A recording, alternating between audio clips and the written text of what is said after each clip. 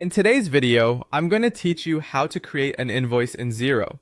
Let's dive into the process to ensure your invoicing is smooth and efficient. Firstly, head over to the Xero website and log into your account. Once you're on the dashboard, you are ready to begin. Look for the Invoice option and click on it. This will lead you to the invoicing section of Xero, where you can create a new invoice or manage existing ones.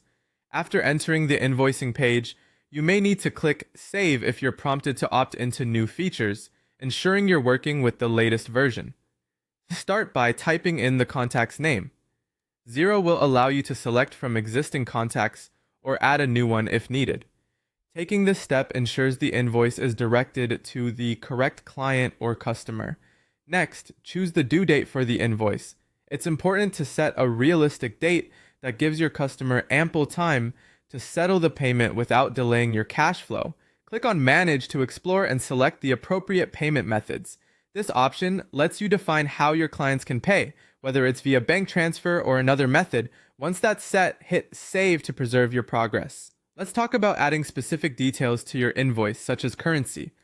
Xero provides the option to adjust currency settings here, giving you flexibility if you're dealing in different foreign currencies.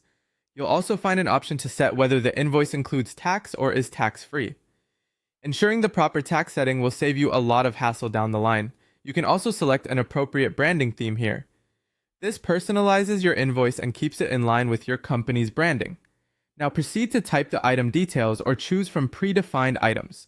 Adding a clear description of the services or products is crucial. This ensures your client understands the invoiced items. Moving on, input the price of each item or service.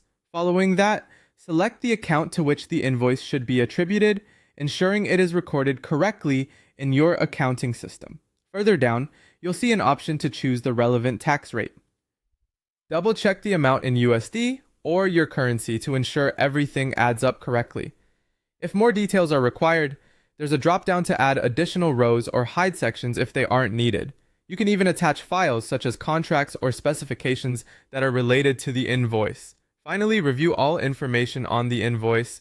Once satisfied, you can choose to approve and email it directly to the client. This sends it off for them to review and pay. And just like that, you've successfully created and sent an invoice through Xero. With practice, this process will become second nature, allowing you to manage invoicing quickly and efficiently, freeing up time for other vital business tasks.